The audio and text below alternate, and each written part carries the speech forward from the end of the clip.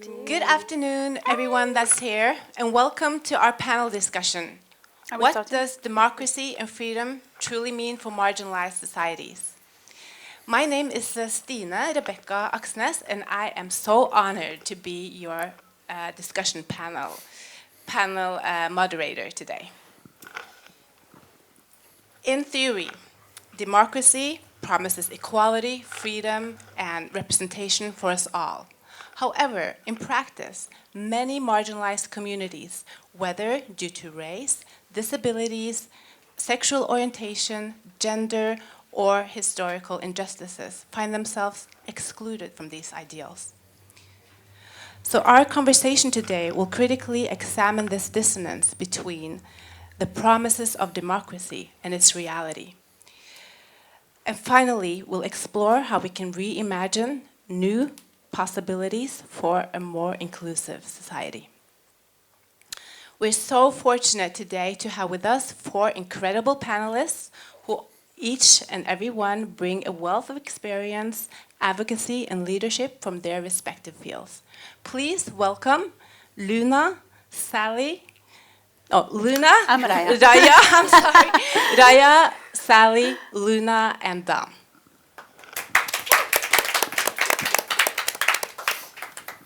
So on to the introductory questions. Let's begin with a quick fire round where each panelist get to introduce himself with name, title, and what brings them to this discussion. So be brief, and we can start with you, Raya. Raya Skogland, living in Oslo, born in Morocco, raised in Switzerland, business builder, investor, and advisor. Love the titles.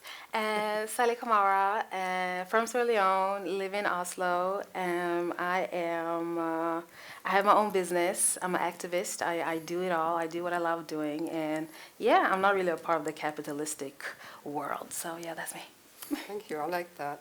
My name is Luna Spoor. I'm one of the co-founders of Uyun, which is a cultural center in Berlin, Germany, that is dedicated to radically queer feminist, anti-racist, decolonial perspectives, and was just defunded after 4 years for hosting an event in November last year with a Jewish group that was in solidarity of Palestine, which I think is reflective of the dangerous developments in Germany right now, or all of Europe. That's great. I think both Raya and Sally forgot to tell them why are they there. What is your take on freedom and democracy in the context of marginalization? Oh my gosh, I'm like, do we have freedom? I think it's such a big word, especially for my community. Like, I represent I've been in the politic world for many years when it comes to especially like the disability community here in Norway. And like, when it comes to freedom and democracy, we really don't have the freedom that we really want, you know? Like, freedom for me is to really be who you want to be and to, you know, show up as who you want to show up as without people necessarily coming to you with their judgments or their assumptions of you. But when it comes to being disabled, like, people already have the judgments and they don't really have the they don't really stop themselves with their assumptions of you, you know? They just start like, yeah, so the freedom of just being who I want to be and being myself authentically and showing up how I, Sally, want to show up, we don't really have that freedom. We have that box. So my thoughts on freedom when it comes to my community is that we lack it. We don't have it. The freedom is tainted, and the freedom is not held by us. It is chosen when we get the freedom. It depends. Like, you might have a lot of freedom in Oslo, but then you want to move to Rogaland, but then, you know, you might not have the same freedom there. So our freedom is held by the government and other people in society. So yeah. Good point. Raya? It's such a tough one to put me on this panel. Because I have a different perspective, that we kind of earn our freedom. There is a ownership that I refuse by choice a victim narrative or a label. Because I'm action-oriented. I mean, this is why they brought me on this panel, because I'm always about, like, okay, I'm a business person, so there's a problem, what's the solution? So I'm a migrant. I don't define myself a migrant. Today I define it to give perspectives, okay? But I never define myself as a woman. I'm invited to talk, like 2 days ago, on a panel, female founder, female entrepreneur, or founder entrepreneur, you know? And I'm very against labels because I believe we have that freedom to refuse a label, okay? And it's a mindset. It's a mindset. It depends how you want to use it. Everything can be used as a tool, okay? So whatever your fight, whatever your purpose, it's about what kind of story you want to use, because we are all using stories, okay? Everybody, maybe it's going to sound as a strong word, but everybody is manipulating something to have a purpose, to reach a goal. And it's okay to use that word manipulative, because the whole world is about manipulation. Is communication. It's how we dress up, how we present ourselves to the world, because we want to get, we want to say something. So I believe there's a lot of ownership in freedom. I believe in freedom. I believe in democracy. And we are here. We're here. It means that there is freedom. To what extent, that's another story, okay? There are degrees. Okay, this is my take. Thank you for, it's good with different perspectives. And you, Dan? I'm Dan from Norway, from a small city called Lillehammer, 2 hours north of Oslo. And the executive director of Oslo Pride. Been that since just a few weeks after June 25th, the shooting in 2022. I think what is important perspective to bring into this is the feeling of the aim of the fight that Pride is doing all over the world, the feeling of belonging to the society. And that what we have truly understood the last years, when we've seen a large increase in hate speech towards LGBTQI plus community, is that it's not the laws and regulation that really is the only or is solely defining the society. It is, you can say that in Norway, in most areas we have good laws and regulations that protect us from discrimination and from violence. But it's how we treat each other as a society, as who we are towards each other, that is more defining of the society, and we see that's a challenge. Yeah. Yeah. That's a good point, and you're actually tapping into the next question. It's so important, though, to get these concrete examples and to get a real understanding of what it means for people to feel marginalized in a system that claims to be for everyone. And even the people opposing that as well. Let's now transition into discussing the systemic challenges that underpin these experiences. Like you said, Dan, on the systemic level, we have protective laws and regulations that are critical, and they're necessary baseline because they help push society in the right direction. But as we're experiencing today, laws and policies, and as you were saying, Dan, laws are not enough. So in Norway, like you were into, the hate crimes against LGBT plus communities have surged with more than 117% just the last few years. This is incredible, actually. And also, research often neglects the fact that extra marginalization that LGBT plus people are facing, those who are not just LGBT plus, but also racialized, disabled, or otherwise marginalized. So that's leaving them extra vulnerable, not just in the whole society, but also within their own communities where they're supposed to feel protected.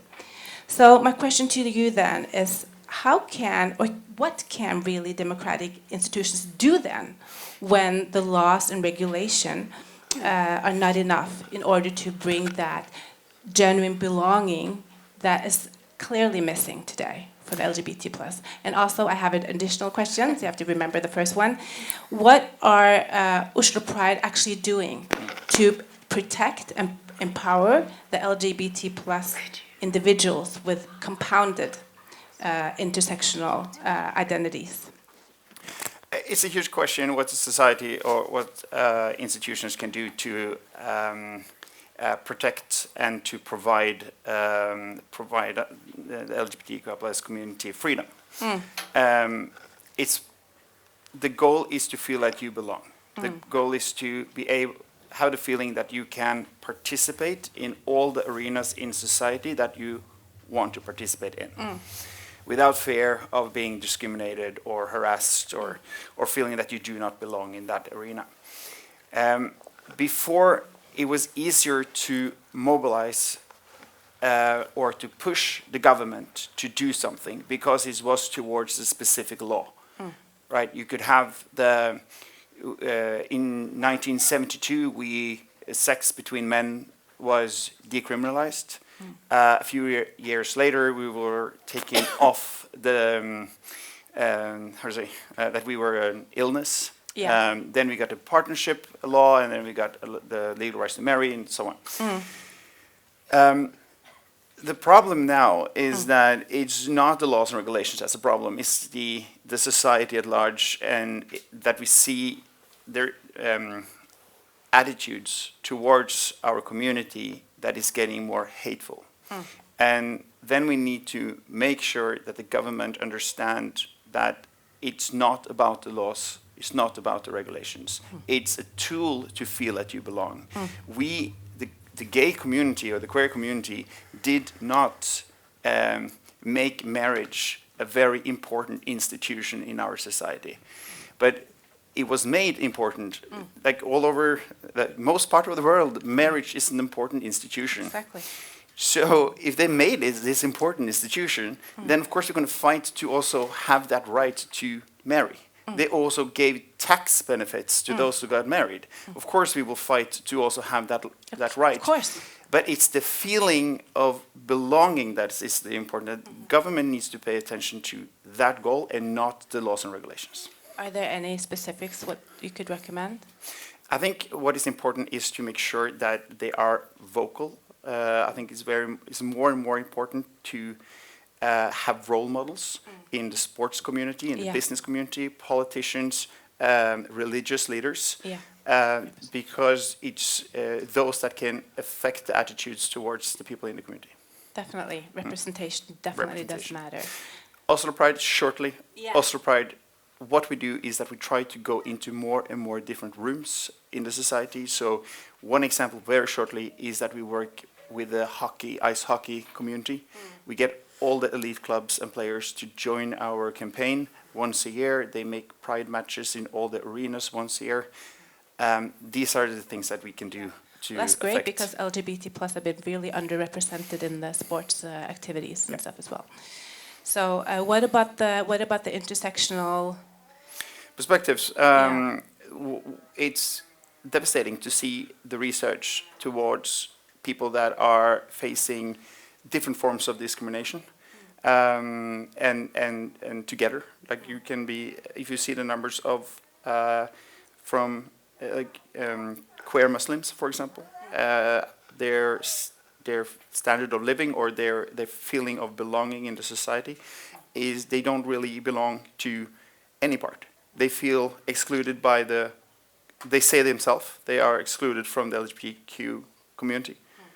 They feel excluded from the sort of the straight community and the Muslim community. What can you do then to that you as an I think organization? it's so important to understand as Oslo Pride that even though the LGBTQI+ community as a whole represent a minority towards the straight community, you can see if you Exactly. the labels.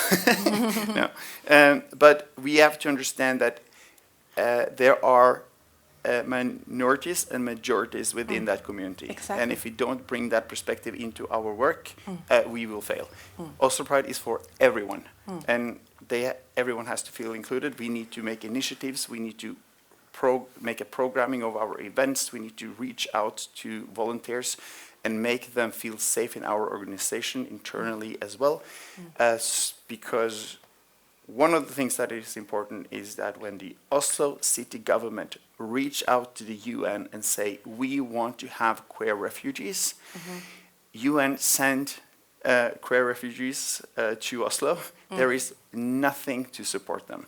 So Exactly. they are left alone, and they're harassed when they try to learn Norwegian. They're harassed when they get a community house because they live with other people from the same area that don't have an inclusive So culture. basically, you in Oslo Pride sort of have the same challenge, with the attitudes and making sure that they feel protected within their feel that sense of belonging within the whole queer community as well. Yeah. Luna, I see you fidgeting a little bit. Do you have anything to add on that? No, I'm just in pain. Okay.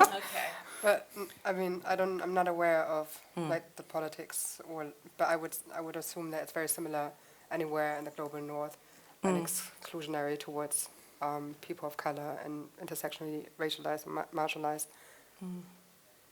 Great. Well, let's I have transition. a question, Yes. if you allow me, because I'm curious.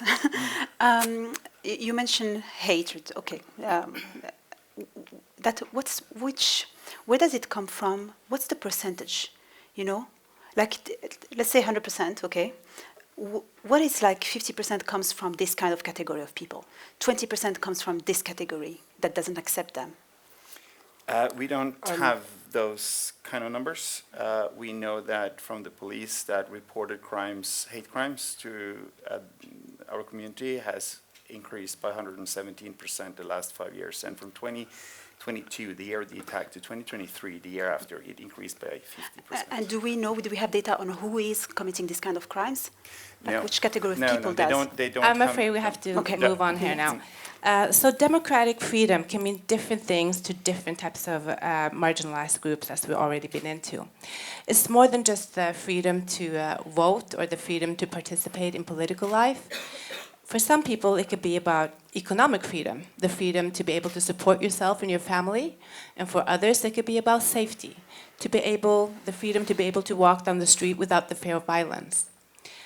Sally, for people with disabilities, freedom can mean basically having basic rights for access, public spaces and services. What does freedom look like for the communities that you represent? What does accessible democracies look like? I mentioned it a little bit earlier in the introduction, but so we have something called the BPA here in Norway, brukerstyrt personlig assistanse. And so that's basically an assistant that people with a disability can get. You choose whoever you want it to be, and then they kind of, the kommunen, hva det på engelsk? City Council? government. Yeah, the city councils, they give you, so it's basically not like a government thing. It's each city council has like their own local situation kind of. So I don't have a BPA right now, but I have friends that have it. And to just see the joy being taken away of wanting to study in another city, something as simple as that, in the same country, and being so nervous to just apply for a university at Stavanger or Bergen because you're so afraid that the BPA hours that you have here that you're being granted in this city might be taken away from you or reduced when you move to another city. So let's say someone has like 75 hours here in Oslo, and when you go to Stavanger, now you only have 15 hours. So that means that you're not able to, so that means you need to choose. You need to choose from, do I pee before I go to school, or do I pee after I go to school? Because I know that I can get up by myself and do things, so I don't need my BPA there, but I need my BPA when I go out of the house. So you really need to kind of like just assist your life and know that you as a 28-year-old might not be able to, go and party after school with the other people because there's no one there to help you and assist you, So just that freedom being taken away from you, and not only that, but just knowing that the public schools in Norway, 80% of them are not accessible. That also just takes away the freedom of children to be able to go to a school near them. And that's like in the convention for the kids, that every kid has the right to go to a school near them, but not disabled kids, unfortunately, because things are not accessible. So now you find yourself, you're 7 years old and you're sitting in a taxi taking you 20 minutes away from your city, from your neighborhood, from your people, from your loved ones to go to a school. So the freedom to just go to a school near you is not there. The freedom to even to even just get a job, a proper job is not there, you know? That's why I said the freedom that we have is really not ours, is being chosen, and it's kind of like being given when it fits, you know? It's being given when it's right, when it makes sense, but it's not a fully thing. If I wasn't the type of girl that I am, because I tell people I'm not one of the nice wheelchair users, I'm very mean. Like if you meet me in the city and things are not okay, I'll cuss you out. Like I fight with people, I really do. I argue with people because I'm not, I don't clap because a fish swims, you know? Like I'm a very,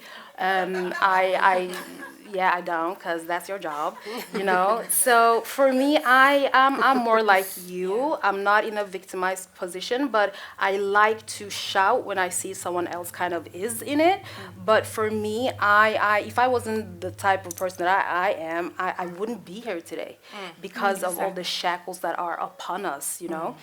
So I choose my freedom, but even in me choosing my freedom and even with how I am, there is limitations, you know, because I know that, okay, even though I want to go to England today and move, I can't, because who wants disabled people in their countries, you know, like, because then it's money and then it's all of those things. So freedom is not ours in my community.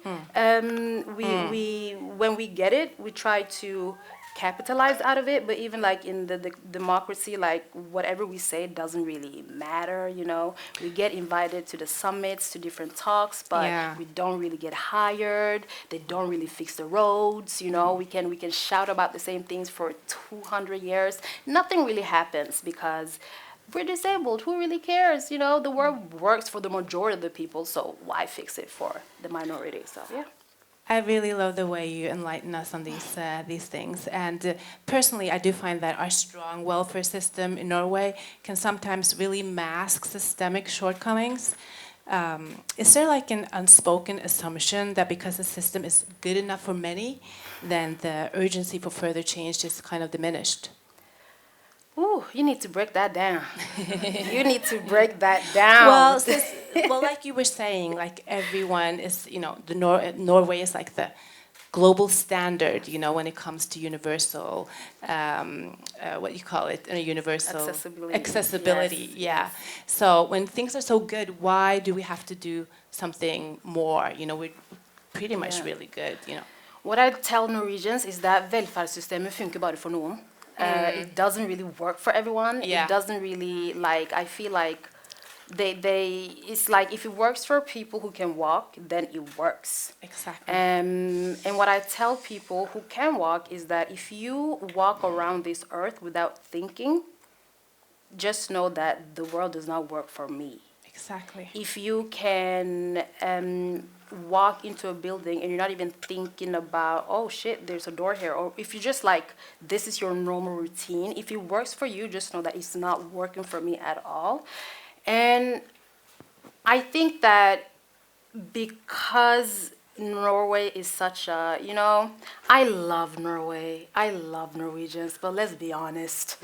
We have a culture here where it's kind of see nothing, don't say nothing, don't touch on nothing, you know. If you see someone fall, everyone is like, oh, scatter brain, and everyone is running away without really helping the person falling. We don't really want to sit beside people on the tram. We just want to be left alone, you know.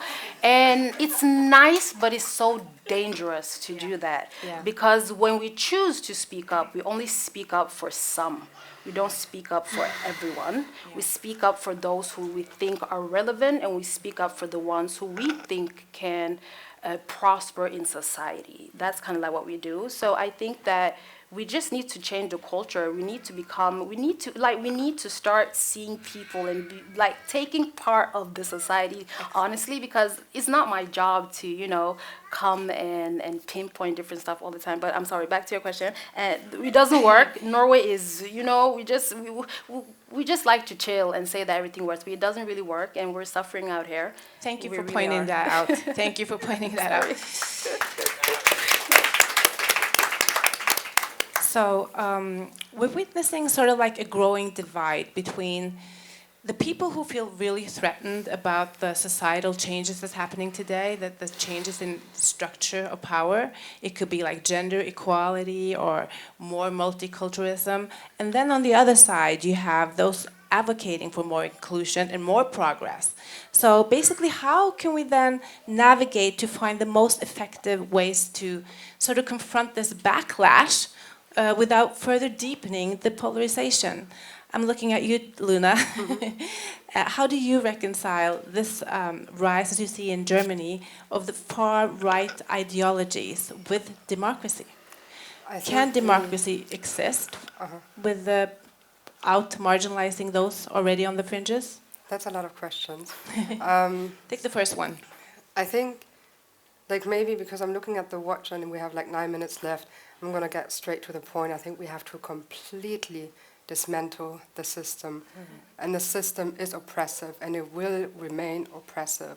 There's no way that we can, I mean, maybe on like a very minor, like on very minor levels we could possibly, through not necessarily representation, but through like radical admiration for ourselves.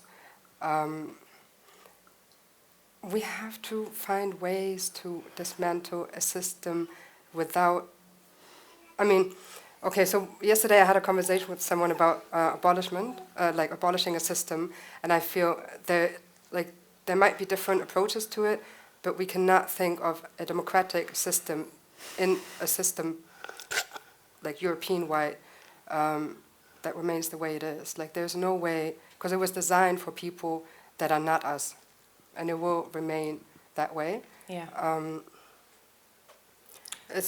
I mean, class plays a huge role too, because I was looking at you earlier, and you said like we would have a disagreement, and I do agree, because like representation is not everything. I think we had that conversation earlier as well, and Roha Benjamin had like a very beautiful kind of speech. Black faces and high spaces are not going to save us, and people who might represent some of us might not have the same agenda as they initially started. So there's like this filth that comes in and that kind of destroys who we thought we were, and that takes away the values that we come in with because of class and power and because of that system that supports and cultivates these really oppressive. You have to wrap things up a little bit now. Yeah. Yeah. I think we just have to fuck it up big time. Yes, I agree. Moving to you, Raya, like this is kind of related. You emphasized micro actions and living sort of in oblivion to regarding to identity. How do you sort of address the reality that not everyone has that privilege to be able to choose their mindset when faced with systemic barriers? Could this approach risk overlooking the structural support which is really essential for marginalized groups? I think we need a little bit of everything. Okay, we need this kind of actions. We need everything. It's not like one way. Now, the oblivion strategy is really a strategy because it hurts so much. You know, it's either I do it that way or I become an activist. Okay, it's a choice. And my mom is an activist, so I made that choice not to go there. She's doing that work. Now, yes, I use that word like I'd rather be oblivion, ignorant of what is happening, to create my path, and I'm only talking from my personal experience and what worked for me and what I used, to create a path, to create change from within. Okay, so when preparing this, we talked about it. So for me, it's about, and of course there are different levels of privileges and freedoms, okay, I cannot speak for everybody. But for me, coming to a new country was not about coming with my identity. I understand, I recognize that, you know, it's in our DNA as human beings that when we used to see somebody coming at the border, it was a bad sign, they were going to kill us, you know. This is how our ancestors were programmed. So I understand that when we come to a new country and the locals, the natives, whatever natives they are, you know, there are different levels also there, they see us as foreigners. This is the mystery. This is the unknown, and this is the truth. It's in the DNA, okay? So I want to understand that. I want to respect that, and I come in with less identity, I would say, because it's kind of like a chameleon strategy. And my identity is still there, okay? I still look Moroccan, I don't speak Norwegian. So it is there anyway. What I would rather do is come in, talk about what we have in common, introduce myself with what we have in common instead of claiming this is me, accept me the way I am. I am welcomed into a new place. I go in, and these identities and value are in my DNA. They will never change. So I would rather create the change from myself. So we want to create the change. We have to start with ourselves and find out the right strategy to not come in a confrontational way. This is my approach, at least, but come in a way where we are from within and letting the others start to get to know us. Okay? Yeah. This Well, is my I approach. like that approach that we all have different roles to play. Yes. And we all can change the system from where we are and have an important way, even if it's from within or from outside. Yeah. That's a great way of wrapping things up. Now, in one sentence, what is your advice to the audience here, for how to move forward despite the enormity of individual and systemic challenges that we are facing? I mean, it's really easy to feel overwhelmed by the scale of these challenges, but still, we'd like to do something to contribute positively. Really quickly, you're starting with you, Raf. I would say it starts with understanding. Before understanding ourselves and why we're doing this and we have to do to get this, and understanding the other from a psychological level. How are we perceived? And if we show that we're listening to the others, there is higher chances to be listened to. So it's like this way, it has to be give and take, give and take. Sally? This is to my Norwegians, since I live in Norway. Fuck janteloven. Also, honestly, I think that it really holds us so much in captive, with everything, with our thoughts, with what we can fight for. Because I think someone can just limit themselves, I only want to fight for this type of group. But it's really just know that you can embody everything, and that everything is, you can share your voice in everything, kind of, So, yeah, fuck janteloven. That's inspirational. Thank you. And you? I would disagree. I don't think it's a listen to us and we listen to you. I think there is a massive imbalance of power and a possibility of abuse, and the reality is just different. It would be nice if we would have been recognized as the people that we are. But I think we have to find ways to empower ourselves and to find new ways of taking care of one another and finding ways on how we can abolish the system that has been inherently oppressing us for decades, forever. So I think we just need to find a way to survive in it and still thrive. Thank you. One advice? Yes. Put yourself in a situation where you are the minority. And Yeah. feel how that feels. Thank you so much. I'm going to take all the advice with me. And as we now draw this panel to a close, I'm so excited to be able to present each of you panelists with this book. Thank you. Yes, I it is love written this. by my esteemed colleague, Dr. Karen O'Brien. Everyone can also contact me if you want it. It's called You Matter More Than You Think. This is a powerful reminder that each and every one of us has the potential to contribute positively to our world. So with that, I thank the panelists and thank you everyone for engaging in the conversation. Let's keep the conversation going. Bye. Sorry, I was drinking water. I'm sorry.